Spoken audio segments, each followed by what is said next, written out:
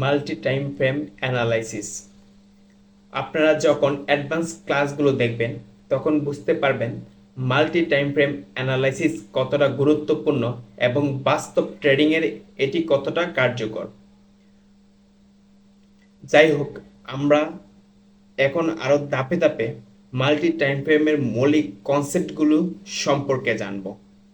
এটি কিভাবে অ্যানালাইসিসে ব্যবহার করতে হয় তার কিছু ধারণা নেব। মাল্টি টাইম ফ্রেম অ্যানালাইসিস হলো একই স্টকের প্রাইসকে বিভিন্ন টাইম ফ্রেমে বিশ্লেষণ করা। আপনার ট্রেডিং টাইম ফ্রেম নির্ভর করবে কিন্তু আপনার ট্রেডিং স্টাইলের উপর। আপনি কি লং টাইম নাকি মিড টাইম ইনভেস্টমেন্ট করছেন সেটা আপনার উপর ডিপেন্ড করে টাইম ফ্রেমগুলো ব্যবহার করা হবে। প্রতিটা টাইম ফ্রেম আলাদা ধরনের ট্রেডিংয়ের দৃষ্টিভঙ্গি প্রকাশ করে। যেমন আপনারা দেখতে পাচ্ছেন 4 আওয়ারের ক্যান্ডেল, 4 আওয়ারের চার্ট কেমন দেখা যাচ্ছে, 60 মিনিটের চার্ট কেমন দেখা যাচ্ছে এবং 15 মিনিটের চার্ট কেমন দেখা যাচ্ছে। বলে রাখা ভালো, এখানে কিন্তু একটি স্টকেরই সেম টাইমে সেম ভলিউমের লেনদেন হওয়া চার্ট, কিন্তু তার সময়ের কারণে দেখতে ভিন্নতা দেখা যাচ্ছে।